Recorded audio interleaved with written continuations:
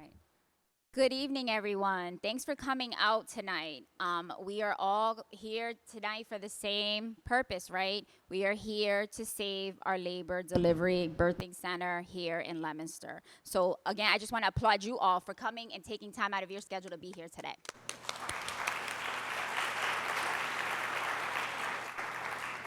So on behalf of Community United, and I'm going to announce who the members of the group are. I have been chairing it along with. Irene Hernandez. So we're going to tell you the purpose of the meeting, and then we're going to also tell you the members of the group. The purpose of tonight's meeting is to have our legislators tell us, explain to us, what is the plan that the hospital is presenting to close the birthing center, including labor and delivery, postpartum, and nursery care.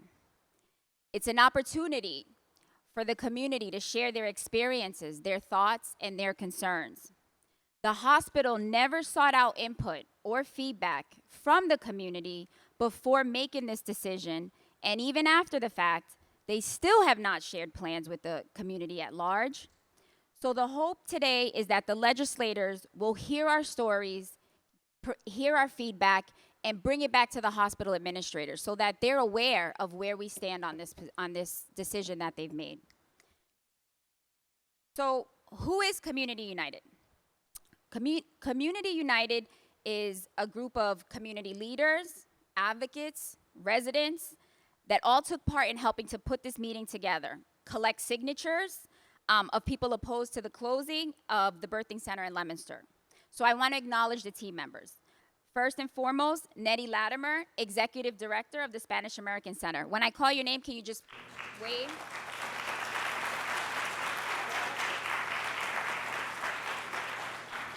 Leona Wetzel, President of the Board of the Three Pyramids.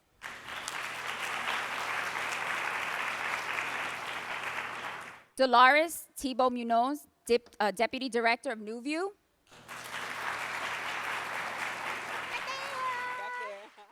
And her staff, Francisco Ramos and Gretchen Rodriguez.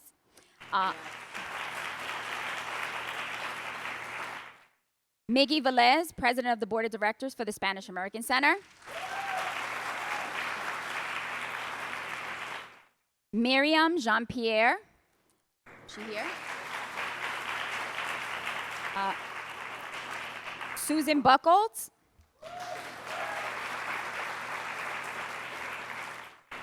Luisa Fernandez.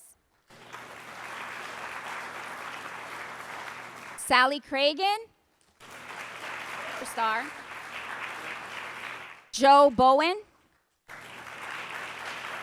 And Eneda Quiñones.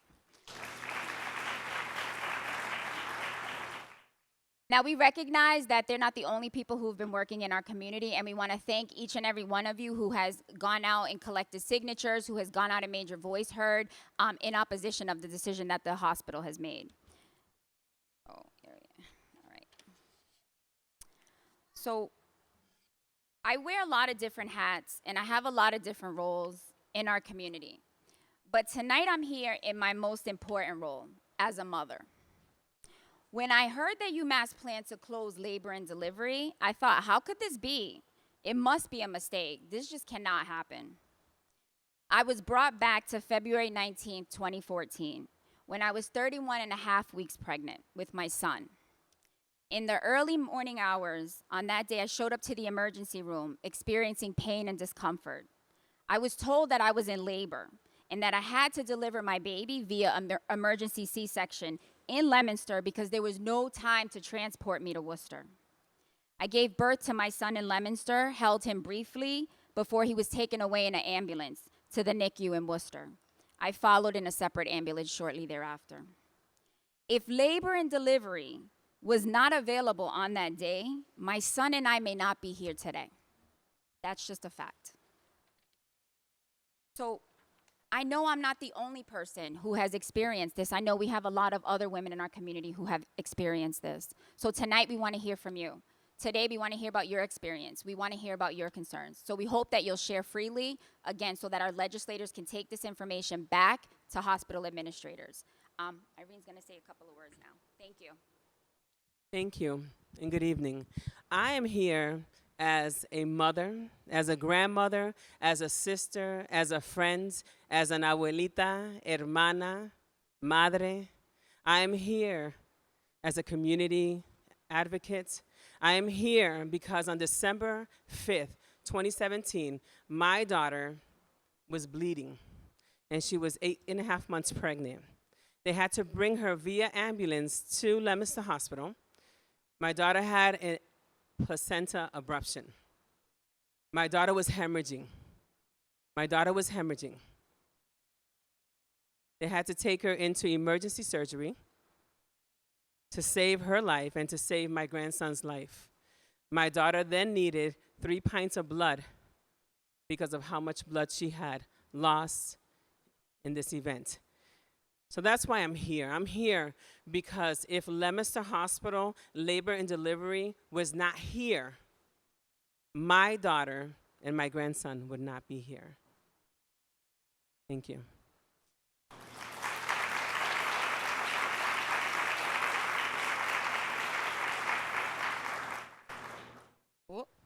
Thanks, Irene, for sharing that. I want to recognize our legislators. They are going to be here throughout the meeting, obviously listening to our feedback, taking the input that they hear here, and bringing it back to hospital administrators. So Mayor Steve DiNatale was here, but unfortunately had another commitment, so he had to leave. Mayor Mazzella is on his way. When he arrives, we'll introduce him and have him say a few words. We have representative and our hero, our champion, Natalie Higgins.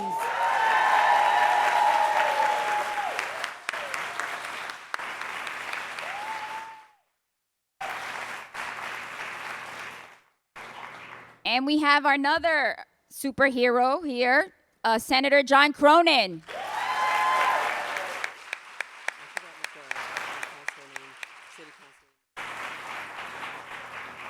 And our last but fierce superhero, Mike Kushmirik.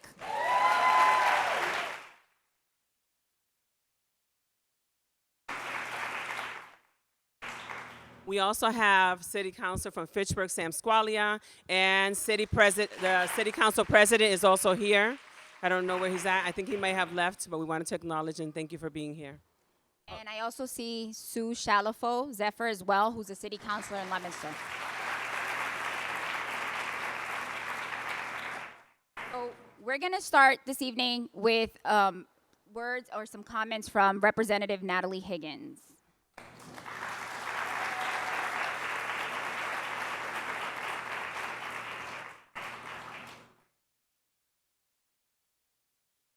Thank you, Eladia. Thank you, Irene. Thank you, everyone, for taking time out of your busy schedules to be here tonight. For those of you who don't know me, my name is Natalie Higgins, and I am the state representative in this great city, the city of Leominster. And like so many...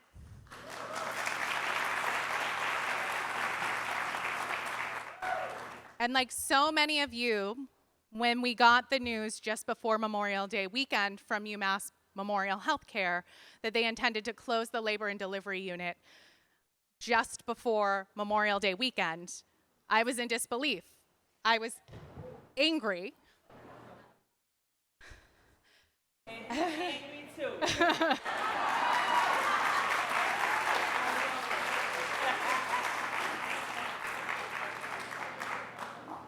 And I knew I had to get all of my friends together because this could not happen again to this community. I am so thankful for all of you who have shown up and spoken out.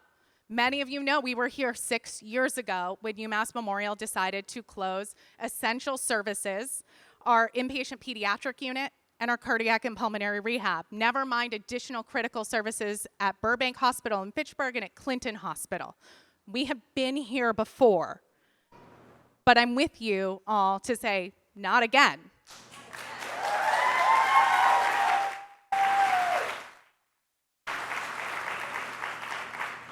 You know, there's always a rivalry between Leominster and Fitchburg, but we are stronger when we are together, and never have I seen these twin cities stronger and more angry and more fired up.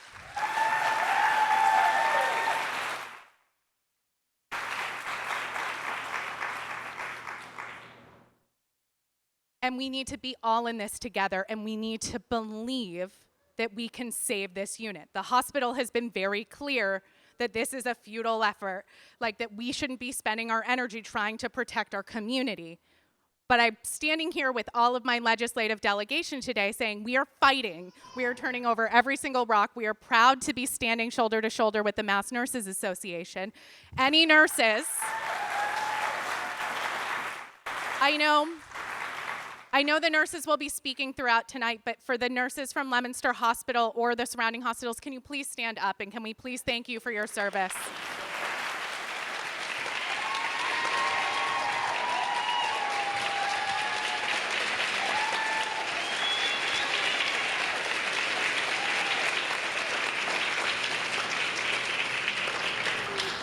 Thank you for fighting for us. Thank you for being there when our families need it the most.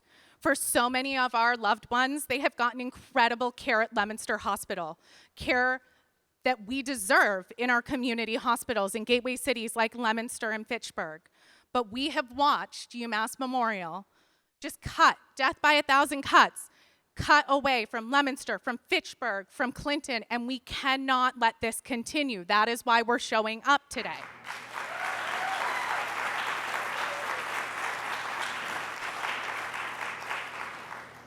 And I know that there's a lot of misinformation out there, a lot of it led by the hospital leadership to confuse us. It's not lost on me that they made the announcement right before a holiday weekend, right in the middle of summer. They hoped that we weren't going to show up, but that's not what Leominster and Fitchburg and North Central Mass does.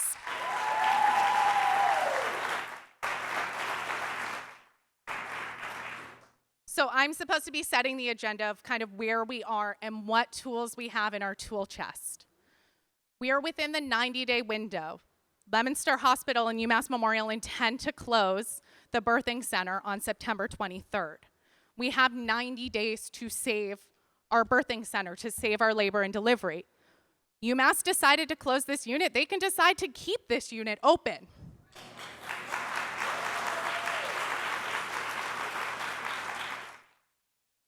And they have been very clear to the legislative delegation that this is not a financial decision. This is not about a lack of need in these twin cities.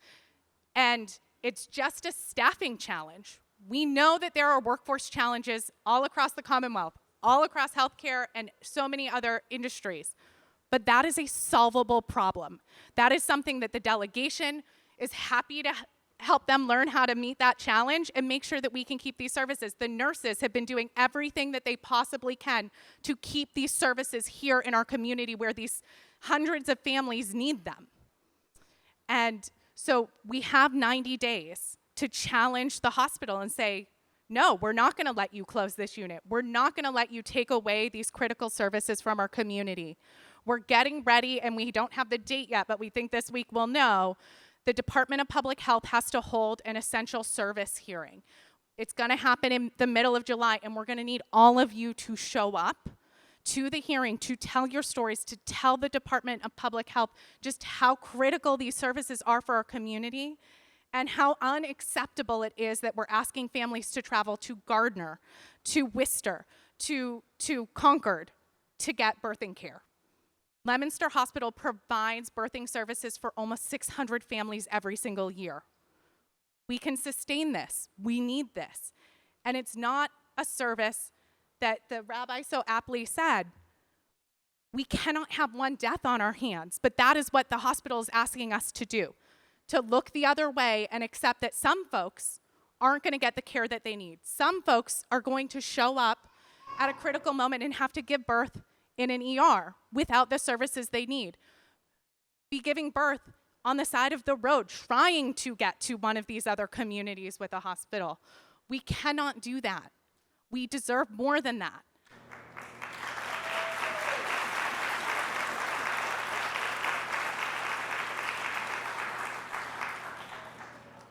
So we will continue, the legislative delegation, they're going to be speaking later, will continue to bring your questions to the hospital leadership, poke holes in all of the bad data that they continue to send us.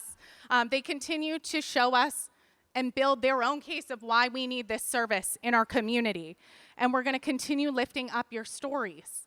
But this is something that we've got to do together. This is something that we cannot do alone. We need you to show up. We need to make sure that you're turning out your friends and your family, and that we're keeping this birthing center open at Leominster Hospital. And we've got to do this. We got 90 days. So I'm so grateful to be here and so excited to hear all of the other speakers tonight. Thank you.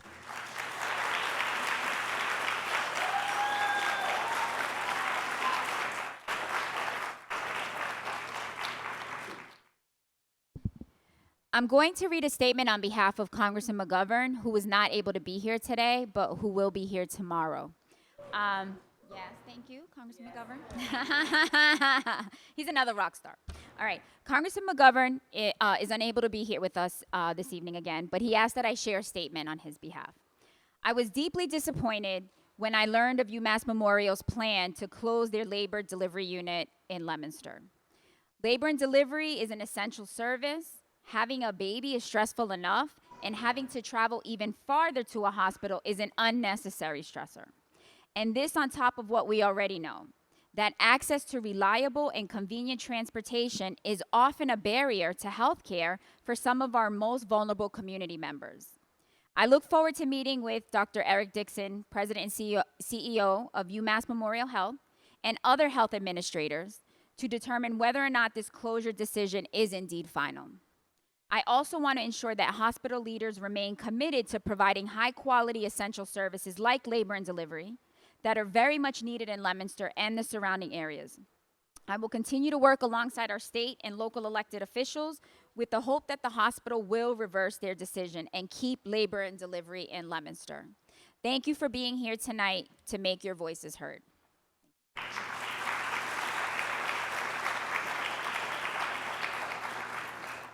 As we continue on with the programming, I just want you to think for a moment. What is happening in our community has been happening throughout the nation for many years, creating these healthcare deserts, the gentrification of essential services. That's what's happening in our community. And that's what we will not accept in our community, because we all get to live. We all get to live.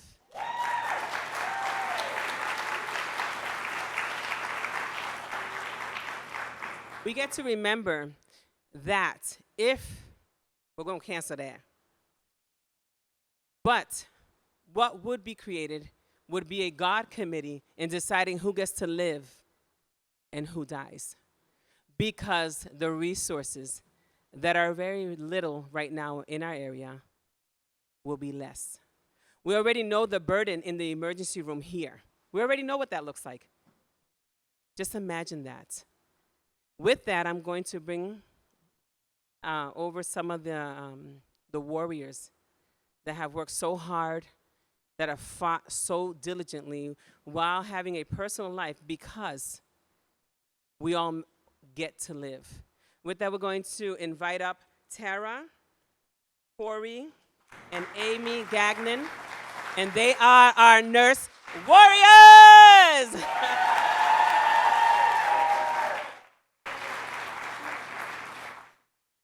Thank you. My name is Tara Corey, and I'm a proud nurse at Leominster Hospital. I started my career at a big Boston City hospital, but quickly realized the value of a small community hospital for my patients. I transitioned to Leominster 8 years ago, and I've spent the last 3 in the birthing center. You need to know that all the nurses of Leominster Hospital, including those like me working in our birthing center, love this community, and we are so grateful to see so many people here tonight to support our ability to do what we love so much to do for you and your families.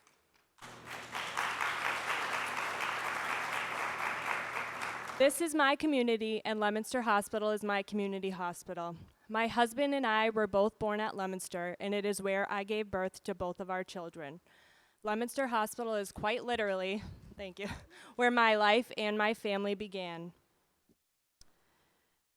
I consider it an honor and a privilege to care for members of my own community during the most profound moments of their lives.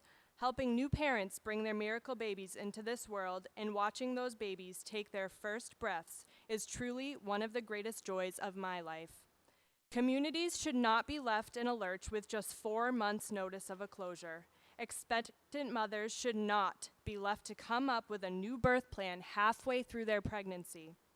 Hospitals should have to engage meaningfully with communities ahead of any closure announcements. I fear for those who will be left behind if our birthing center does close.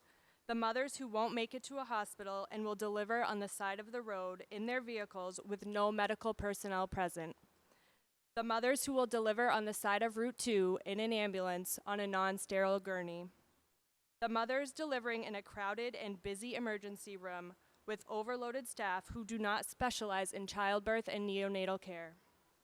All mothers should have a safe place to deliver their babies, physically, medically, and emotionally.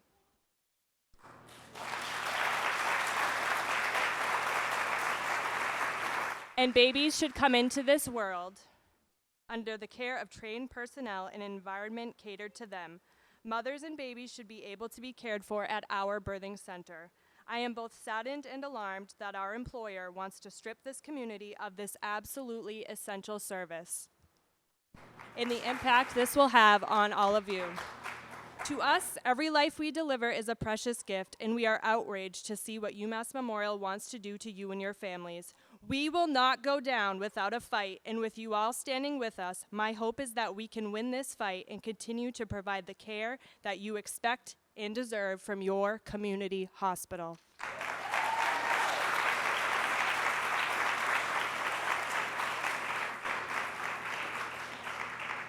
Thank you, Tara. My name is Amy Gagnon. I'm a registered nurse at the Birthing Center at Leominster Hospital. I've worked at the hospital for more than 12 years. Like so many of you here today, I am outraged by the plan to close this essential service as there is no medical or moral justification for this decision.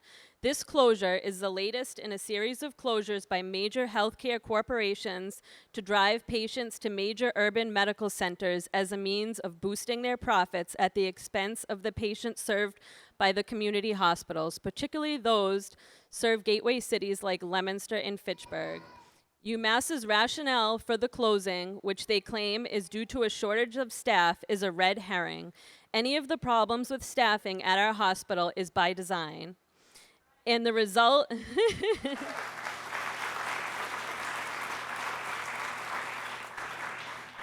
and the result of mismanagement as evidenced by the fact that they have been purposely withholding jobs for over a year to claim they have no staff when we have documented evidence of experienced labor and delivery nurses being told there were no jobs or that jobs were frozen. I have been fighting with upper management for over a year to get these nurses hired and get these nurses trained. It's all part of their plan to streamline services to drive patients to Worcester and not what is best for our community.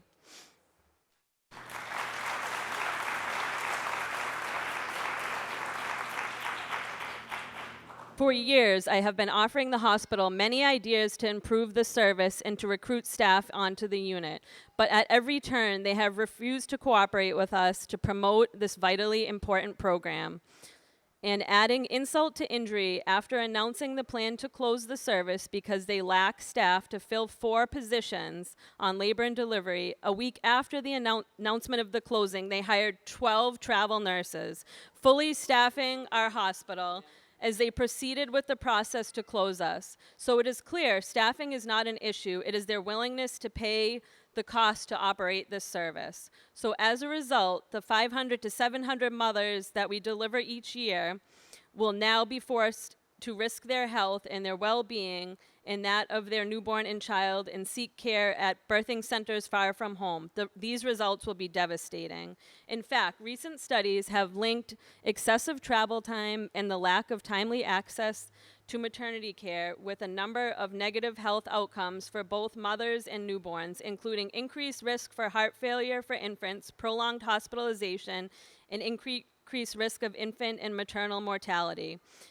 Conditions are even more dire when women of color and those that live in poor communities. 2 weekends ago, Tara and I had a shift with 8 deliveries, 3 of which were precipitous, which means their birth was imminent, with little time to spare. These were not mothers you would want to be put them in an ambulance or to be sent in a taxi to another hospital. Luckily, our center was open for them, and we could handle those deliveries as they should be handled. I perish the thought of what would happen in October to similar mothers should we lose this vital service.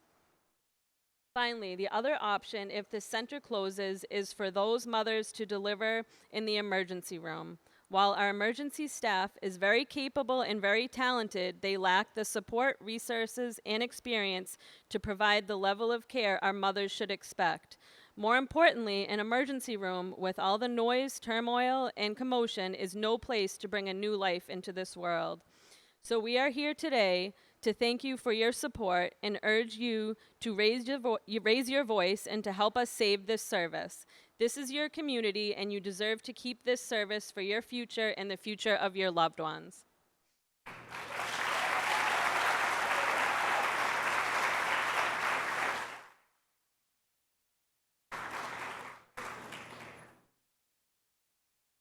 Thank you, ladies. Next, we're going to have Nettie Latimer, who is the Executive Director of the Spanish American Center, say a few words. She's been serving. Talk about a rock star. She's been serving our community for 53 years. And, oh, sorry, 54, I was corrected. but Nettie has witnessed a lot of changes in our community. She has seen healthcare services diminishing in our community. So she's going to speak to her perspective and how it's impacted our communities over the years. No, in my years living here, okay, I witnessed the closing of Burbank Hospital and in Leominster, the closing of the School of Nursing, the prenatal clinic, and the pediatric ward. And now, the recent announcements of the maternity ward closing. When I got the news, let me tell you, that impacted me, and I started to cry. And we need to keep, the maternity ward here. It's going to impact many families. Women will have to seek services far away in other communities. I am against the closing. Today, more than ever, I ask for everyone's support. Let's preserve the maternity ward. And thank you all for your support, okay? Thank you for coming. Thank you. A round of applause for Nettie. We thank her so much because we've seen the services being taken away from us. Thank you. And now the next speaker is going to be Leona Wetzel, who is the president of the Three Pyramids Coalition. Let's invite Leona here. Thank you.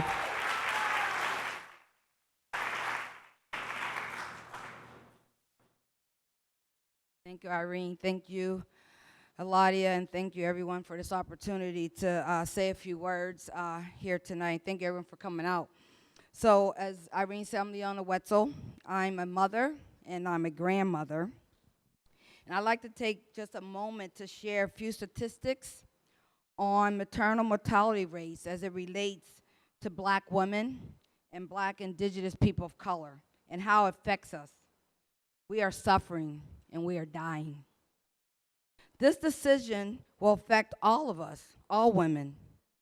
I would like to share a few statistics and facts about Black maternal and mortality rates, specifically impacting women of color. Black women have the highest maternal mortality rate in the U.S. In 2021, the maternal mortality rate for non-Hispanic Blacks, subsequently Black women, was 69.9 deaths per 100,000 live births, 2.6 times the rate for non-Hispanic white women, 26.6. Rates for Black women were significantly higher than rates for white and Hispanic women, according to the Centers for Disease Control and Prevention.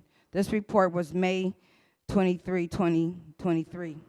Black infants have the highest infant mortality rate in the United States. An infant death occurs within the first within the first year of life. During 2017 and 2019 average, the infant mortality rate per 1,000 live births in the United States was highest for black infants, 10.8, followed by American Indian, Alaska Natives, 8.4, Hispanics, 5, whites, 4.6, and Asian Pacific Islanders, 3.8. Black babies are more likely to die, and also far more likely to be born prematurely, setting the stage for health issues that could follow them through their entire life. Black women are 3 times more likely to die, and also more likely to be born prematurely, setting the stage for health issues. Lost my place here. Black women are 3 times more likely to die from a pregnancy-related cause than white women. Multiple factors contribute to these disparities, such as variation in quality health care, underlying chronic conditions, structural racism, and implicit biases. The rate of infant mortality death among black babies is almost 2 times higher than the national average, 5.4 per 1,000 live deaths. So I'm going to end with this. National Partnership for Women and Family states, too many black women are dying in pregnancy and childbirth. I could have been one of those statistics. I had 3 daughters right here in this area, 2 at Burbank and 1 in Leominster, and all 3 of my pregnancies were at-risk pregnancies. And I was blessed. I was blessed to have the best doctors, amazing doctors that saved my life and my baby's lives, and they were right here in this community.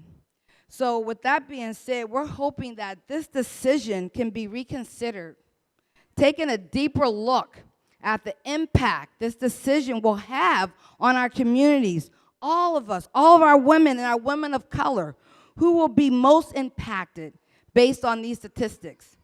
This decision will affect all of us. We are urging the hospital.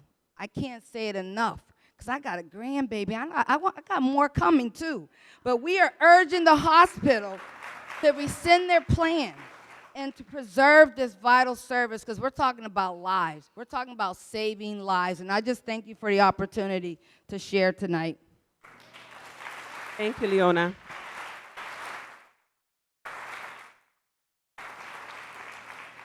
So what we get to do is reverse this decision. What we get to do is call the board. Call them forward. Have them answer to our community that didn't have a voice when making this decision. It gets to be reversed.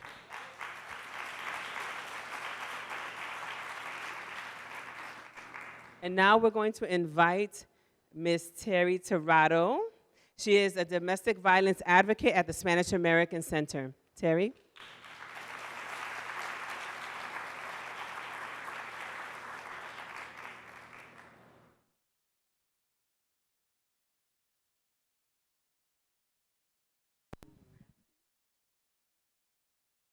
First, I want to thank you for the opportunity to be able to speak and to speak for my people.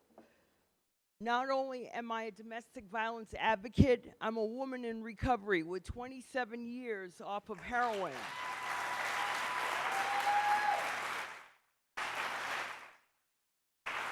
In 1993, at Leominster Hospital, I was having my son before time.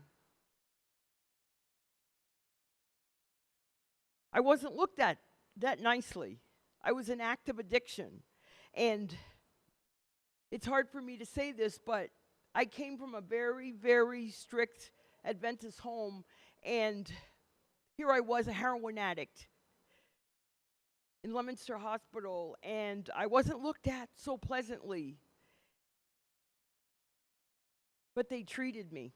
They treated me. And I had my son. My son was born withdrawing from heroin, methadone, and cocaine. And it wasn't a pretty sight. It wasn't a pretty sight. And I was embarrassed. And it's still hard for me to talk about this right now. but I needed that birthing and delivery. I needed it. I needed somebody there that had compassion.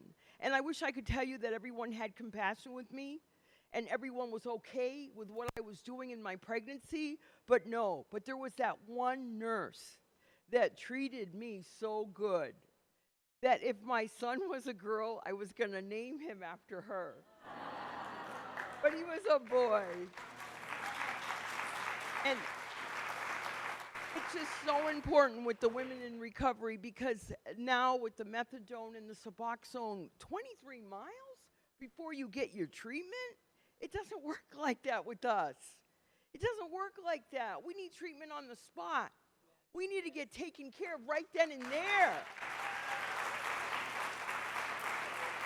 You know, and in domestic violence, they're fleeing. They're in danger. They don't want nobody to know, even their first name. They don't want no one to know even who they are. They need on-the-spot delivery. They don't need to go 23 miles away or wait. They need it right there, right now. And I was going to talk about statistics, and I was going to talk about Operation Bootstrap, which is people who know from Puerto Rico about Operation Bootstrap and the birthing and all the history of Puerto Rico. But like what really matters is don't shut us down. That's it. Just don't shut us down. Because we need safety of our women to be able to birth someplace close where they can get treated for domestic violence and where they can get treated for their addictions and mental illness. And it still runs rampant in this area. We need this help. Thanks.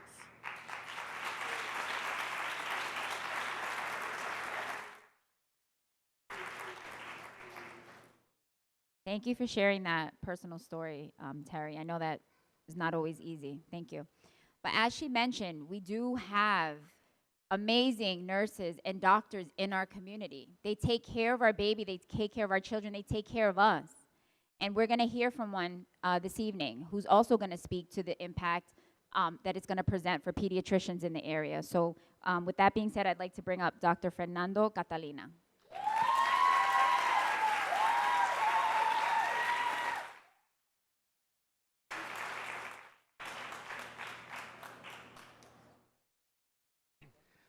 Thank you for that nice welcome. It makes me feel old that I've been practicing here for 23 years, and so many of my patients now bring their children to me. So when they start bringing their grandkids to me, it's time to retire. Right. So, along with many local doctors, I am very concerned about the impact that closing the maternity unit at Leominster Hospital will have on our patients. The leadership at UMass Memorial has said they're closing the labor and delivery unit because of quality concerns. But in fact, as others have mentioned, there's significant data showing the negative effects on the health of infants and their mothers when women have to travel to have their babies. Studies show, and I have the references if anyone wants them, that when an expecting mother has to travel 30 minutes or more, babies have an increased risk of fetal heart rate anomalies, meconium-stained amniotic fluid, out-of-hospital births, and prolonged hospitalization. And this can result in an increase in perinatal and maternal mortality. It's also been shown that the closure of labor and delivery units in rural areas disproportionately affects women on Medicaid. This leads to decreased prenatal care, and having to travel for prenatal care increases the stress and anxiety of expecting mothers. Maternal stress has a significant impact on both the mother and on development of the baby. UMass says that it's closing the Leominster Labor and Delivery Unit because of quality concerns. But history does not support this. In 2005, a state quality review found that patients who had cardiac surgery at UMass were dying and getting infections at a higher rate than would be expected compared to other hospitals. These were serious quality concerns, and people were dying. UMass did not permanently close their cardiac surgery program. They suspended it for 6 weeks. They made significant changes and investments in the program, And they reopened the cardiac surgery program, and now it's a high-quality program taking care of patients. Now, why would they put such an effort to improve quality of cardiac surgery, but not do it for labor and delivery? I served on the Board of Trustees at Leominster Hospital for many years, and I was chairman of the board from 2016 until 2020. In my experience, when you're concerned about the quality of a program that's vital to the community that it serves, you don't close that program. You figure out how to make it better.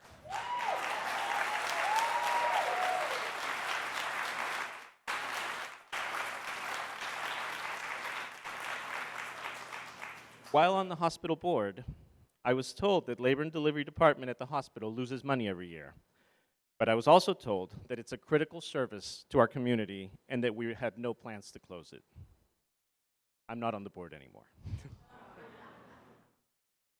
Now that we're being told that they're closing labor and delivery due to quality concerns, but as I've shown, this doesn't make sense.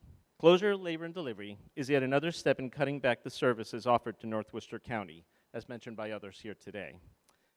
At one time, there were 4 hospitals that served the Fitchburg and Leominster area. In 1993, the last 2 hospitals, Burbank and Leominster, merged. And shortly after that, they closed the inpatient medical unit at Burbank. In 2010, they closed the Burbank Hospital Mental Health Unit. And in 2018, they closed the pediatric floor at Leominster. They closed cardiac and pulmonary rehab program at Leominster. They closed the urgent care at Burbank. And in 2019, they closed the Burbank Child Development Unit. Now they're talking about closing labor and delivery in Leominster. How long before we don't have any hospital here at all?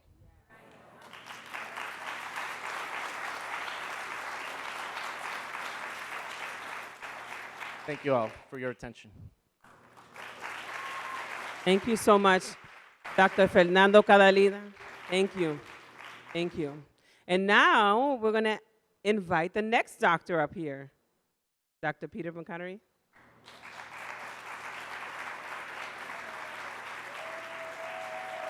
Welcome, welcome. Thank you for coming. Another one of our warriors.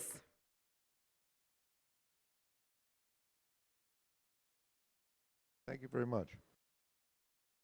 When they asked me to come speak, they said, well, we need a doctor on the thing. So here I am. But they didn't tell me I was going to be following Fernando. So I'm in a rough way here. Because Fernando has just told you a story that I want to emphasize, and emphasize the implications of that story.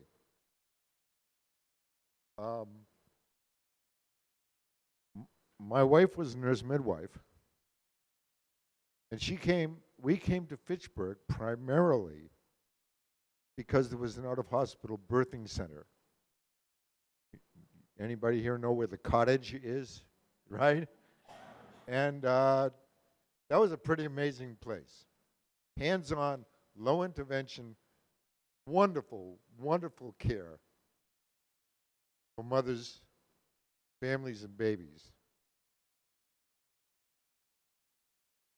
The first closing in this series of closings was that out-of-hospital birthing center. You know, good care does not necessarily make the most money.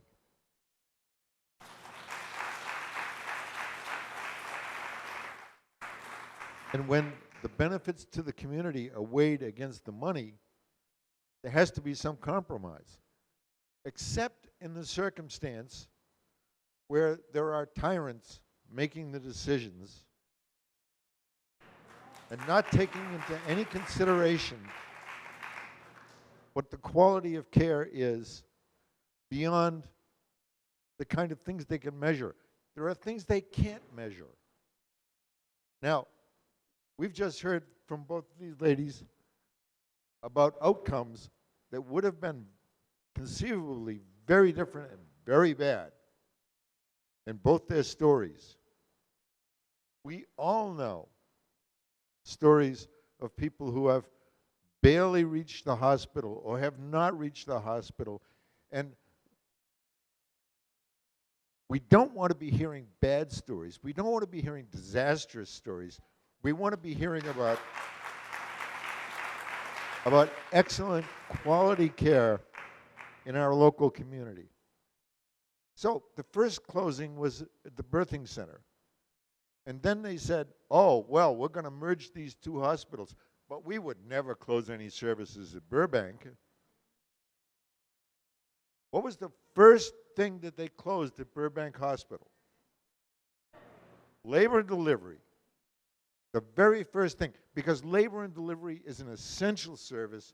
It is at the center of people's experience. These are people who are not ill. They're experiencing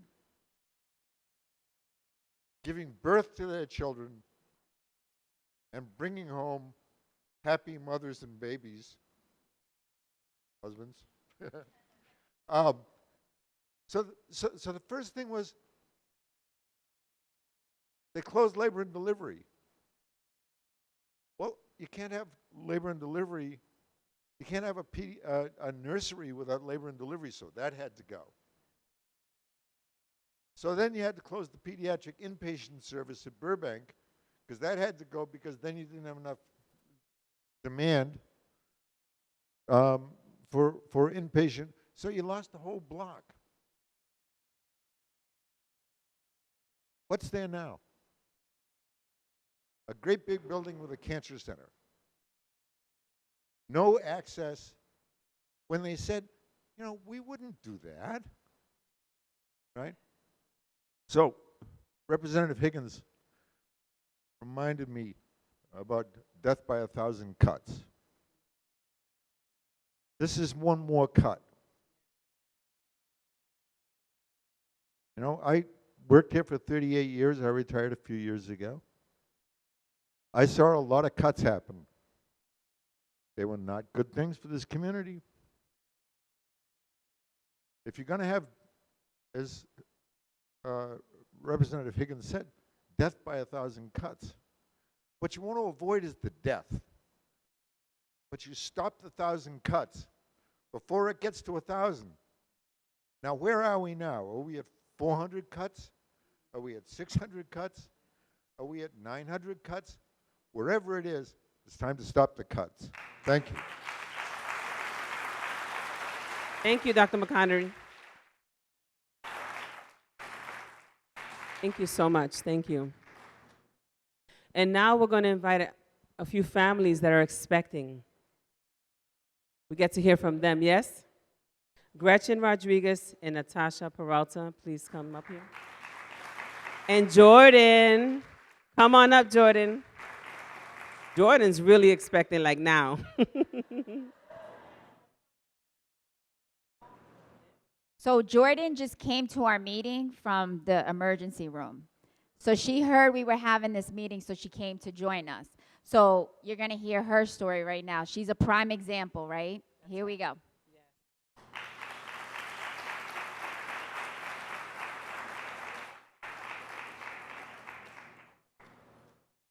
Hi, my name is Jordan Bove.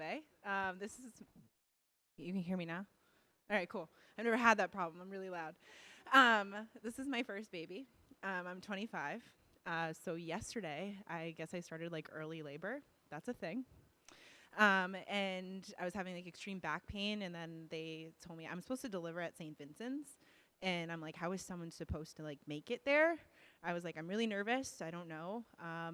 So then I'm actually like sitting there in my living room, and all of a sudden I like think my water breaks. I'm like, I don't know what I'm supposed to feel. So I'm like, I'm not gonna make it. No one can make it to St. Vincent's after their water breaks. So I'm like, I have to go to Leominster. Leominster still has labor and delivery, right? So I call, and they were so receptive and wonderful on the phone because I'm freaking out. And I get there, they're wonderful. They work with me. Turns out my water did not break. I just kind of like peed a little, but it's fine. And it happens to the best of us. No, it's like we do what we have to do for the baby.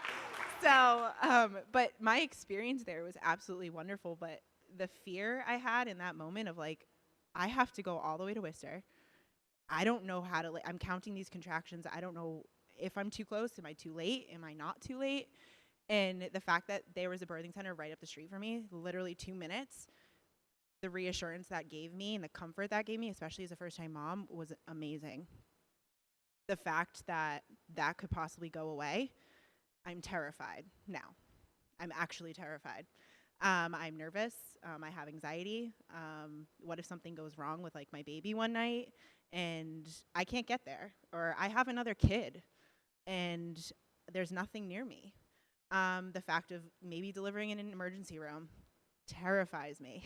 Like, we already know how like impacted the emergency room is right now.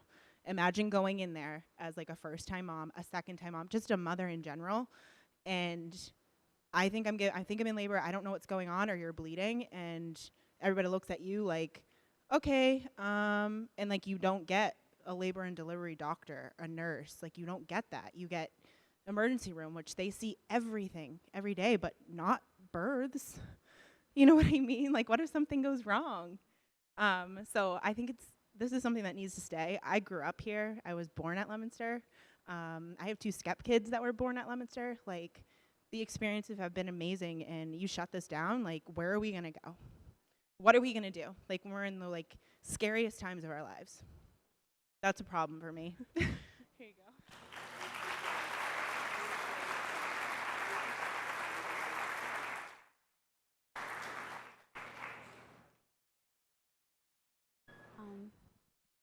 Well, hi, I'm Natasha. I'm also 25. I was born and raised in Leominster, and I was born at Leominster Hospital. So same thing as her, I'm first-time mother. And it's also very terrifying to realize the fact that the labor in the building will be gone, and I wouldn't know what to do either.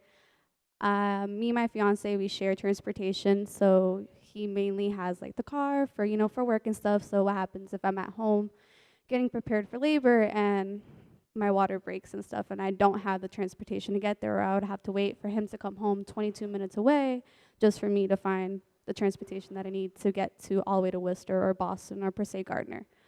So I have the same fears as she does, and it's very like not reassuring, the fact that this is my first time being a mother and I don't even know how to plan those things out.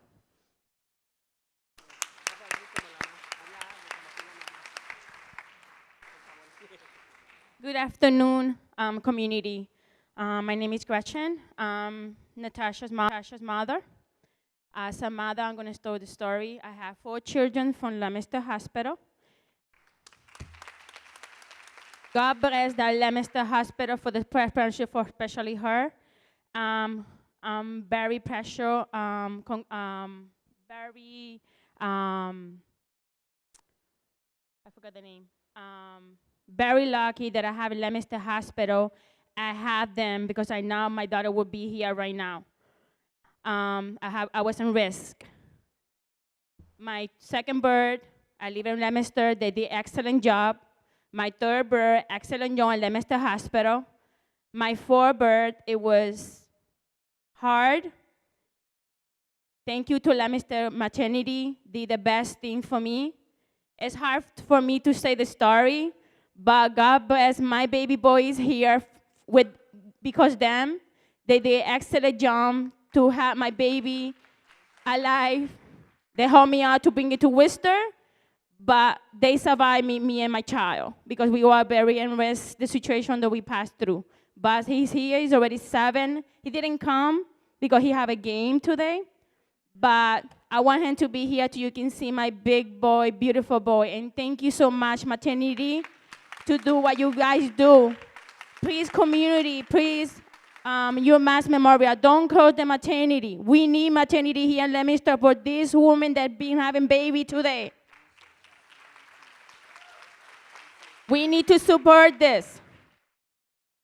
We need the maternity in Leominster just because we need. There's women that cannot be in Worcester. They don't have transportation. They don't have the money to be there. Maybe they don't have parents to support this. Maybe parents cannot go and don't see them at Worcester Hospital. Please support this and keep the maternity open in Leominster. Thank you.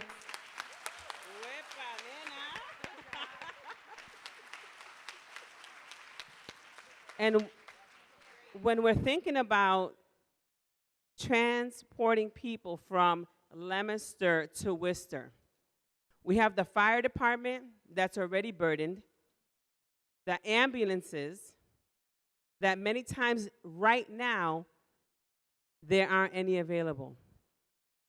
So we wanted to also, there's some EMTs in the back. I don't know if you're fire, but thank you for being here as well.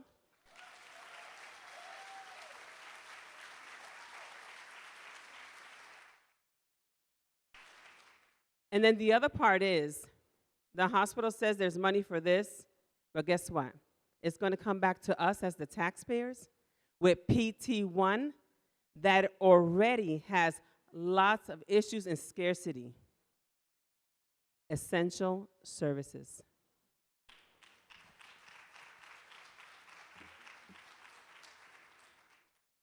So we're fortunate to have our mayor here.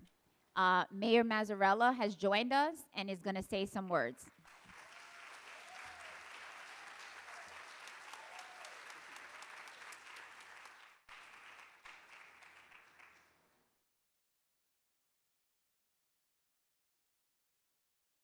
On a hazy, hot, humid night, you came out.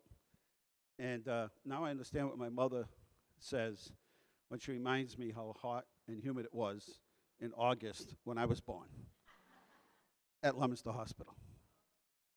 So you don't have to send me gifts or anything. But first of all, thank you to the synagogue and the rabbi for allowing us to always open our doors. This so happens to be a convenient location.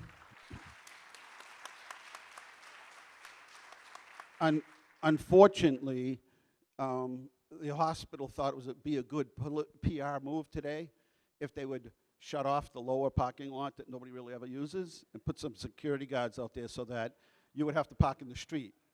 I don't get this sometimes. I really don't. Do you understand this? And to build that other parking lot in the back there, the one that nobody uses, way up in the back, I see the deer roaming around out there. I don't know how much they spend on that parking lot. But there are a lot of people that already spoke and others that will have to speak. Let me just kind of refine my thoughts to a couple things. I feel like we should be here tonight with shirts that said, "We survived." We survived the merger of the Leominster campus and Fitchburg. There were two separate hospitals. But we were told they can't survive on their own. You know, the world's changing, healthcare's changing, and we fought it, but we had to end up sort of complying. And then it was closing of the emergency room in Fitchburg. You know, we survived. And then it was the expansion of the emergency room that was so badly needed, but it had to be delayed because Worcester had some financial problems. Then it was the merger of Leominster Health Alliance system with UMass. And at the time, if you remember, the promise to us was that we were losing some things, not many at the time, but we're losing some things. And our relationship with UMass was going to come in and actually maintain what we had, but bring back. That was the reason that we got involved and established a relationship with UMass and Health Alliance to make it one unit, is because they were going to bring services back. The reality is, all that's happened is it's gone one at a time. Like the doc said, what's next? You know, it was this and then cardiac and then this, because we don't need this, we don't need that. So I don't know if anything's gotten back. But what I can tell you is that the answer always seems to be the healthcare industry is changing, the world's changing. Well, I can just tell you from running a city with so many others that assist us on a daily basis, close to 500 employees, we don't have the option. We have to make things work. And that's the new world, is you got to make it work. And, you know, the fire department and the chief and myself, when we sat down, and we knew it would be a really great value to have a paramedic service in the city. Were we financially ready to do it? No, it wasn't the opportune time, but we sat down and we worked it out, and now we have paramedics. And that was about working together. That was about working together because we had our eye on the ball, which was we want paramedics here. It's good for the public. It's a good service to have. And we made it work.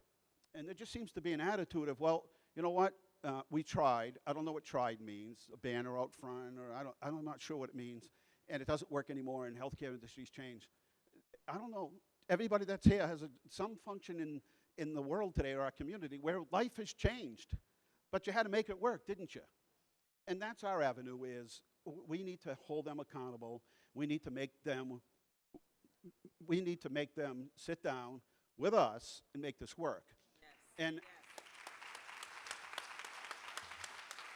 and to think that the next child born here in the city of Leominster, if they get their chance, will be born in an ambulance or at the back of a cab or at the back of somebody's SUV. That's the reality. That's the truth. And more than luckily, they'll have a firefighter next to them that'll be helping them out, or a paramedic. But in a community of, this area of over 100,000 people, no metropolitan area in this country has no service for maternity, no other in the whole country. Think about, why that is? Because it's a much needed service in a community like ours, collectively. So thank you for being here tonight on a hot and humid night. And just the fact that these moms would show up tonight and share their experience about how important it is, that's from them. That's not from me or the senator or the state reps. That's them talking to you about, and a doctor saying, and we know this, and the fire department knows this, we're talking seconds. We're talking seconds. Seconds. Seconds. Seconds. We don't have a lot of time in a lot of situations. So to each and every one of you for coming out tonight, this just shows how important it is. As a community, I can just tell you, everyone here that's up here tonight and all of you, we will not go down without the most toughest of all fights possible. We're going to right to the end. So hang in there and thank you.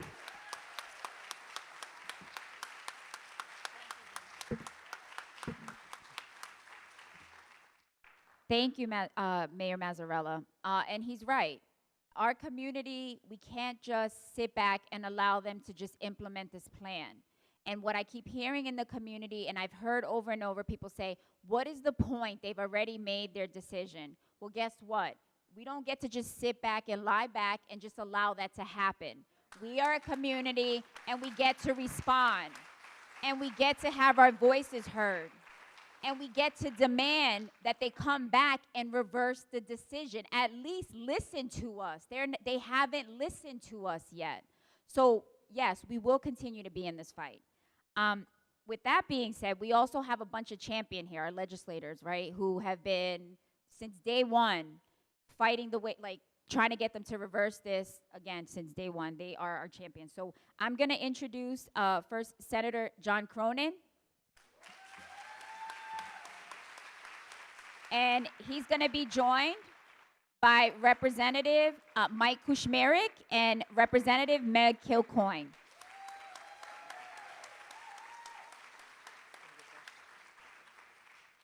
Hi, everybody. My name is Meg Kilcoyne. I'm state representative for the 12th Worcester District, which includes the town, about 6 communities just south of here. We're sandwiched right between Worcester and Leominster. And so many of my constituents rely on Leominster Hospital for their care, and I'm so honored to be joining Senator Cronin and Representative Higgins and our colleagues in the North Central area, a few of whom you'll hear from tonight, in this fight. I can't help but think, standing here before you all, of where I was standing about almost a year to the day. The Supreme Court had just overturned Roe v. Wade, upending 40 years of precedent in women's health care. And I was about a mile away from my old high school. I was with about 100 or so young women, aged 15, 16, 17, 18, who on that day should have been thinking about their summer plans, of their graduation, of their prom, but were standing there before me, terrified, distraught, upset, and scared about living in a country that no longer prioritized or cared about women's health, about living in a country where they realized and recognized that policy decisions could kill them. When I was 15 years old, I never had to be afraid about starting a family, or at least I didn't know any better.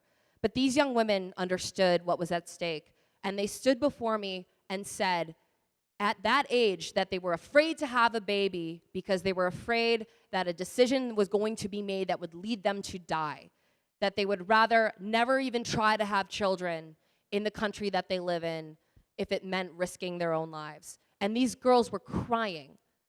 And I remember thinking at the time that I wanted I empathized with them and I wanted to make them feel better. So I stood before them and I said, don't worry, we have you, we got you.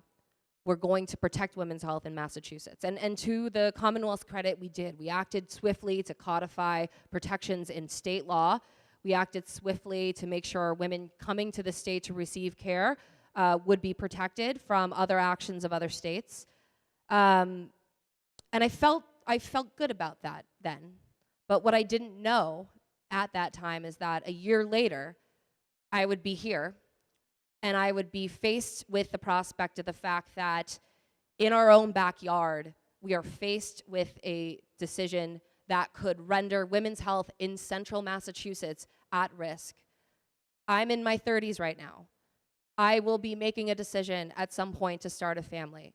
I remember feeling sympathy for those young women then that felt scared to do the same, never thinking that I would be faced with a prospect that at age 35, I may be faced with having less options to receive care if I choose to have a baby than my mother did almost 40 years ago. If we want to talk, if we want to take seriously the fact that we want to pride ourselves as a state that prioritizes women's health, that makes it safe to start a family, then we have to fight these fights. That the fight right here is worth having, because we can't talk about being a leader in the nation, for taking care of women, for being a safe place to start a family, if we are dismantling centers of care for the women in our backyard.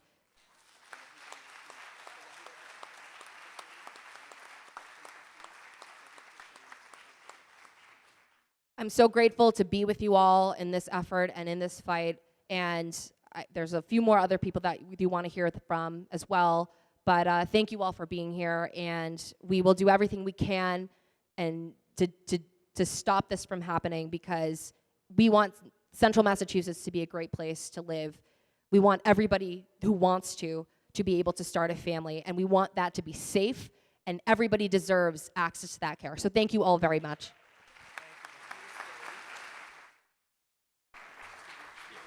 Hey, good evening, everybody. I want to thank everyone for being here tonight. I will start by just saying business as usual by UMass Memorial has got to stop, because business as usual is causing real harm to our families here in North Central Massachusetts. I want to talk about what we've been told and what's actually true. What we've been told by UMass Memorial is that there is a declining and falling birth rate in North Central Massachusetts. What's actually true is that it's false. Births in North Central are stable. Fitchburg and Leominster are growing. So that's untrue. We've been told by UMass Memorial that there are workforce shortages that we cannot overcome. That is not true. We've been told that those workforce shortages have caused unsafe conditions at the labor and delivery unit in our hospital. I'll pause right there. I want every healthcare provider in labor and delivery, every nurse, everybody who is a provider in our healthcare system here in North Central Massachusetts to stand up again. One more time, please stand up.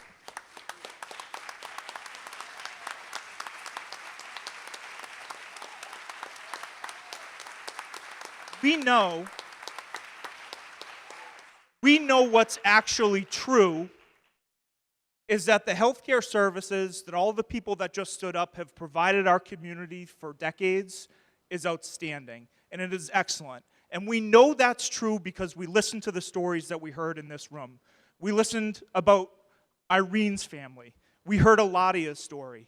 We heard the 3 young mothers and heard their stories and what access to labor and delivery care really means.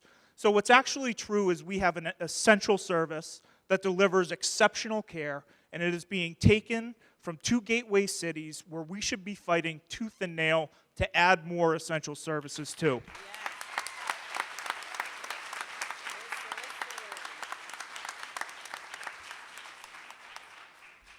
And we'll be honest, we don't live in la-la land in this delegation.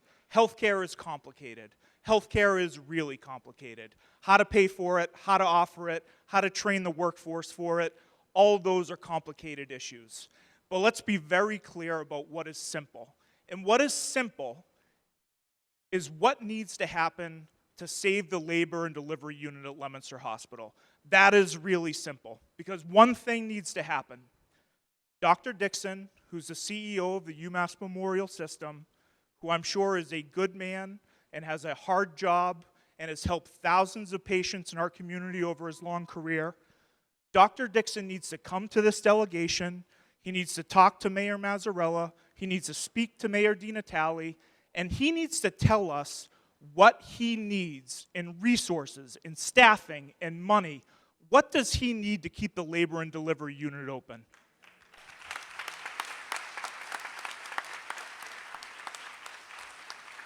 Healthcare is complicated, but that is really simple. That is where the buck stops. He is in charge of our healthcare system in north central Massachusetts, and he doesn't just have a responsibility to come to the table and tell us what he needs. He has a duty in a position of public trust to come tell us what he needs to keep this essential service in our community for the next generation of expectant mothers, for the next generation of newborn babies, and for the future of our healthcare system here in north central.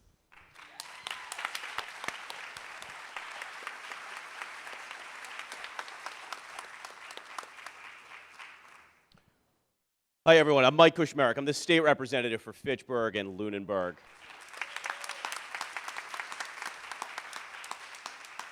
First, I want to commend two just incredible women who have pulled this event together tonight. Irene, Aladia, and the entire team of Community United, thank you so much.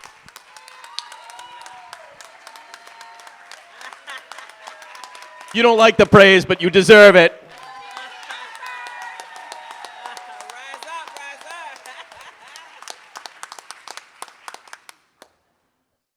I'm feeling a lot of things tonight.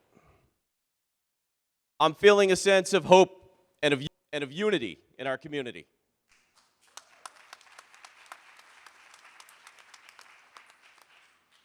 Fitchburg and Leominster are often rivals, as Rep. Higgins mentioned. We pick fights with each other, but nobody picks a fight with us.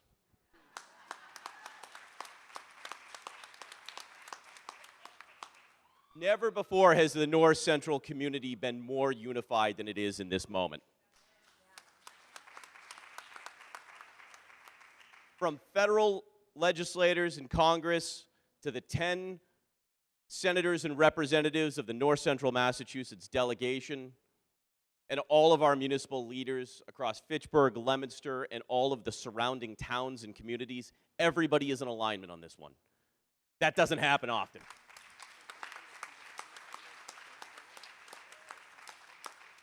We have an opportunity to do something here that doesn't happen often across the state in reversing these decisions. We can clap for that. So yes, I'm feeling hopeful.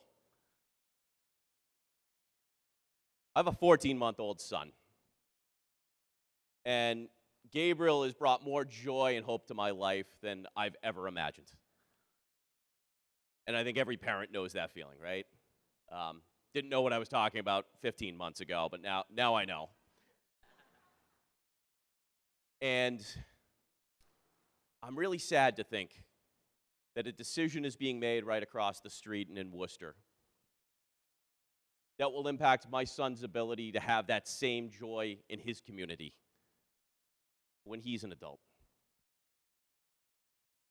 Rep. Kilcoyne just talked about her entire generation of women having less rights than her mother had. It's just staggering to think about all of us in this room having less access and less rights than we had yesterday. And so I feel sad. But I also feel mad. I feel mad that yet again we are here. It started with Burbank. It started with consolidation of service after service. And a promise to us as a community that we're closing 2 hospitals into 1 because it's going to increase healthcare access and increase health outcomes. And the first thing they do is continue to pull back services from us. in the middle of a mental health crisis, they took our mental health unit from Burbank. They closed an urgent care facility and then extended to us an option for a for-profit credit card charging company on John Fitch Highway. We won't treat you unless we have your credit card on file. Come on. This is Massachusetts. We do better than that.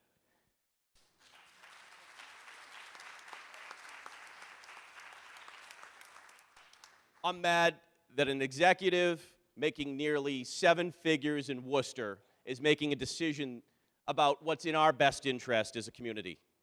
We are a community of nearly 200,000 people in the Twin Cities and the surrounding community.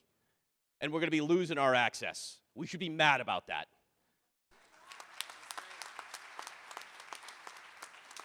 And make no mistake, when they're done with labor and delivery, they're coming for the hospital. So, I'm hopeful, I'm sad, I'm mad, and tomorrow we get motivated. So here's what we're going to do. We have less than 90 days to save this hospital, and we've got a lot of work to do. It's going to be the people in this room, and then we need to get 50 times more people activated, motivated, and working over these next 90 days.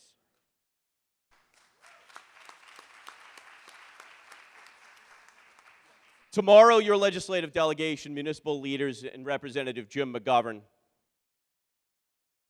are going to be across the street, meeting face-to-face with Eric Dixon to tell him, you will not close our hospital.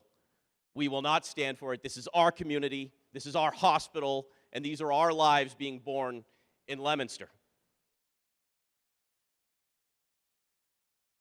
And then from there, we need each and every one of you. After 8 a.m.'s meeting tomorrow morning, when we tell him we won't stand and we're going to offer a whole host of services in order to be able to save this unit, then we need each and every one of you. So, 4th of July parade in Fitchburg. That's the entire regional North Central parade. There's EMTs and fire and police from every community of North Central. But you know what there's also going to be? A whole bunch of us.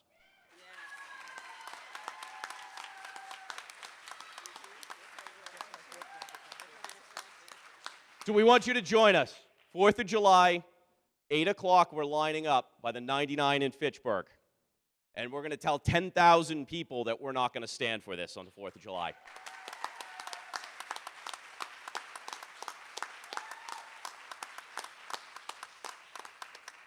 Most of you have signed a petition who are in this room. There are petitions going around, both paper format. We need to get this out to 10,000 people. We've got petitions here today.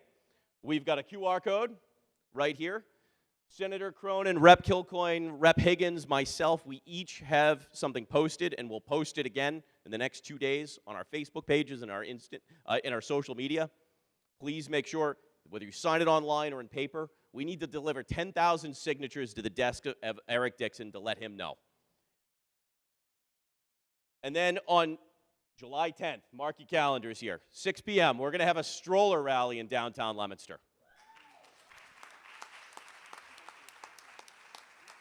We're going to have the news, we're going to have the press, and we're going to show them exactly what they're trying to take away.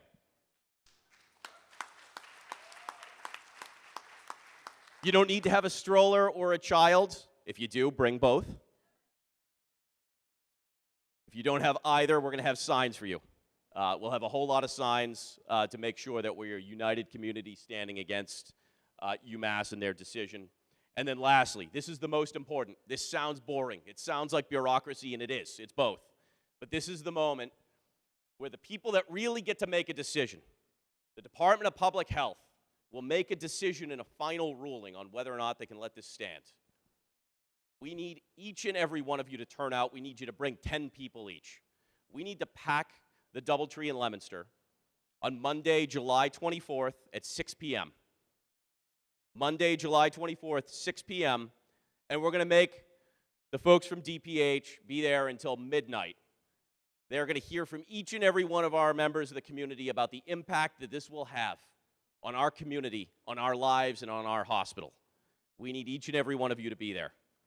You're going to testify, and you're going to look them in the face and right in the eyes, and you're going to tell them what this hospital and what this maternity unit means to you. All right? 90 days, folks. Let's get to work.